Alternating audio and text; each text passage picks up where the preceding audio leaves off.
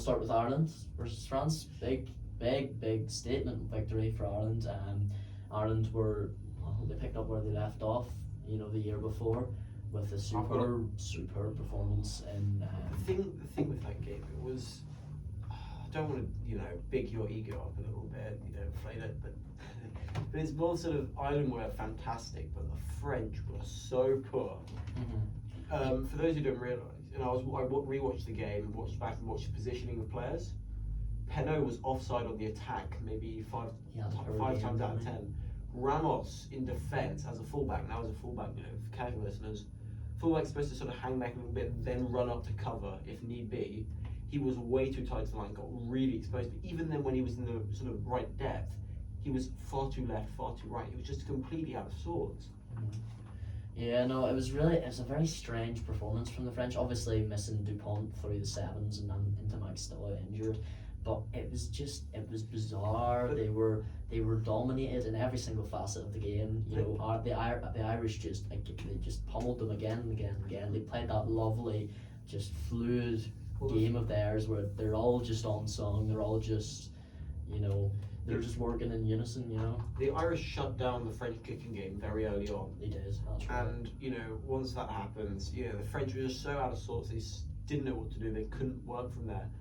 And Shane Lucu was trying to drag that French team along as much. You could see his actions were just pushing and pushing and pushing. He was making big tackles, he was sort of unsung, I think, for that game, for how hard he tried. But then the rest of the side just didn't come through. And then you have Paul Willems's shot. Yeah. First player to win 2 red cards in a match. Yeah, no, obviously you've got a yellow card, which is, I think they were both red cards. What do you think? First one had mitigation. First one, I think the first one did have mitigation. That was fair. But the second one was so stupid. Well, you have to learn your lesson. Though surely after the first one, you've got to err on the side of caution. It's just incredibly. It was poor from them, really. And I mean, but I even think even if there was no red card, I think Ireland still would have won that game. Ireland still would have won that game quite convincingly. They shut down the French, and there were no calm. There was no adaptation. I think the French are so out of sorts that they just need to now regather. I'm worried about tomorrow. Yeah. I'm worried about tomorrow. Yeah, well, we can get on to that. So, so in terms of the performances on the Irish side, obviously we saw big Joe McCarthy come in. Superb performance from him. Everywhere. That man, the physicality of that man is insane for the size of him. He's constantly moving around the pitch. I wanted to say more about Jack Crawley. Yeah, I was just going to move on to Crowley. Yeah, he really handled that well. The hits he took.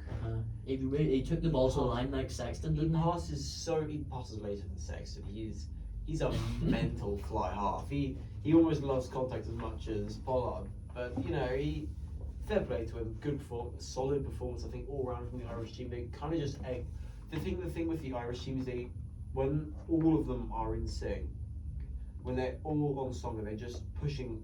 Even if one player's not having a perfect game, having a good game, the Irish team plays incredible. And we saw that in the World Cup against the Springboks and against the All Blacks, even in the last final minutes. And then when it clicks up against a weaker opposition that are out of sorts, that have been countered so well, then they just fly through.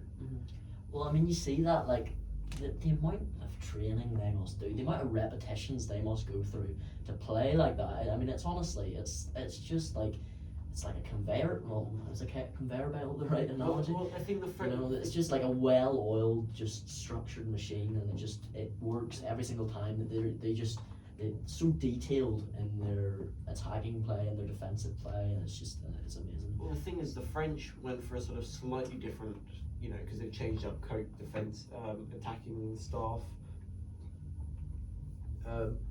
But still, the French were looking to sort of change and slightly innovate the game plan. Ireland were looking, and Andy Farrell just solidify that game plan, and just keep using it post World Cup, push it. I think that's the approach that the Lions are going to have in 2025. With the squad that Andy Farrell's going to pick, I think he'll pick around that sort of game plan because that works well against a team like Australia. But because they use the same as sort of France. That'll be interesting with Joe Schmidt in charge. It will, absolutely, yeah. There'll be a battle of the wills between those two. Obviously, Joe, the former Irish manager, And then former All Blacks assistant coach. Oh, that's it. Yeah, he's been about recently, hasn't he? So yeah, another person I'd like to touch on, James Lowe. James Lowe playing a fantastic game from him off the boot. I honestly look. I look at that man's performances in blue and in obviously for Leinster and in green for Ireland, and I think he's one of the best back three kicking backs in the world. He's one of the, for a perhaps winger, the best. For a winger to kick like that, that's his tactical play, his speed, his strength, it's almost unmatched. And I think if he can be utilised, moved around in the back three as much as Andy Farrell wants him to, which he might do, he might even put him in at 15 for a game, see what happens. Yeah. So I think he's still got ages of time left in that Ireland jersey. It's up to him to decide how it goes. I mean, he's really cemented his place in there. I mean, obviously you've got the rule where you stay at an Irish club for so long, and then you're eligible to play internationally, and he's just got into that 11 jersey and an incredible side, and he's just never let it go. And his kicking and his, he gets involved in the game. He's always coming off his wing looking for work, and just the involvements that he has in the game is just superb. So just a number of great performances from the Irish team. McCarthy, Crowley, Mackey, everywhere basically. As we said, we're not biased. We're not biased. But in terms of just to move, obviously Ireland, they're probably going to look towards a Grand Slam now. You would imagine. Oh come on! This is the chat, because this on paper was the toughest game in the tournament. Obviously we've got Scotland, flying high at the minute. Will have to come to Dublin and take it off Ireland. That's the thing is, I think this is it's Ireland and Scotland's Six Nations to lose, both of them to lose. I think it's Ireland's to lose personally. But when you look at those Irish teams, I think they get cocky, and I think one of the things that lost them that game against the All Blacks is they had won a series in New Zealand against the New Zealanders, and it was a convincing win, 2-1 win in New Zealand, which is unheard of by any team. To go out and do that, only other team ever to do that is the Springboks, so that's a high bar to set. Or do you not think that? But they then get cocky in the quarterfinal. They underestimated the All Blacks. You look at their attack; they were so. I mean, in the final 80th minute, they were so exhausted. They were walking into contact. I think, and they put such an incredible show of rugby, but it was just that first 5 minutes of that game. I know there wasn't much going on then, but there was just an underestimation, and that's what kills teams. Any team that underestimates, even for the first 5, it kills them. The Springboks against England underestimate. I think we did underestimate them, just even for the first couple of minutes. Yeah. And then we switched. Springboks versus Japan in 2015. Look what happened there. New Zealand versus Argentina in New Zealand in 2022. Argentina went on to win that 28-18. So yeah, but for me, I can't see them just making the same mistake again. And there's a number of factors here. They've obviously won the hardest game of the tournament. Going away to France, there's no tougher game at the minute. And the hurt from that New Zealand loss, they will have learned if they took that New Zealand lightly, which I don't think they did. I think they were nervous. I think they just didn't play to their game. And it was knockout rugby. And there was humongous pressure on them as the favourites. I don't think that after the hurt of that loss, I can't see them making that same mistake again. And they're in Dublin for that game as well. But I also think I think Scotland need to have, because Scotland know they're going to be the underdogs. Scotland know that the Irish are going to be wary. But I still think they'll be a little bit cocky.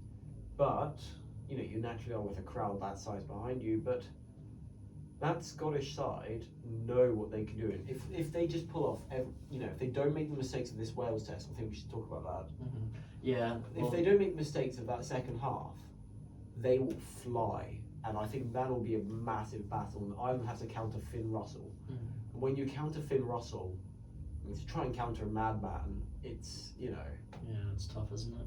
Yeah, well, just before we move on to the Italy-England game, which was the next one up on the Saturday last week, talking about, just to finish on France, is the crisis talk being over catastrophized here, or is there genuine cause for concern for France going forward? Is it because they're missing their two linchpins at the halfbacks positions, you know, Dupont and Antamac, or is there genuine cause for concern here for them moving forward? I think there's a mix. I think there's a little bit of genuine cause for concern because no team should be that unsettled, especially at home, especially in Marseille. You know, when you have the home crowd with you, I was in a 50-50 crowd in Marseille, and that was loud either way, no matter where the goals went. Mm.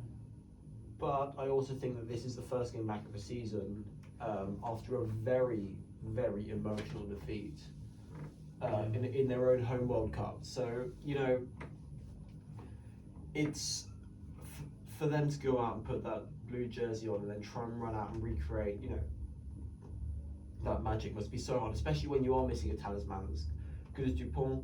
But I still think even then, Luku is, if he was given his space and time, and his teammates, I think if the teammates let him work like they let Dupont work, you've suddenly got a firing side, and that's what I'm worried about for this week. Yeah, well, I think Big Jim Hamilton on his rugby pod was sort of saying he was saying that the French have been burned by that World Cup, and that, you know, he was sort of, I guess, somewhat insinuating that, you know, that was a hangover from that. So I mean, for me personally, how could you not miss those two? I mean, they're two of the best players in the world, and any time France has ever been in a hole before in a game, those two have been there to do something crazy to. But you could never out of that. You can never rely on two players. You can't, and you have to have. But I guess there is a lot of disruption there, and you can't really base it off on one game. But that is a worrying performance from them, whatever way you look at it. Yeah.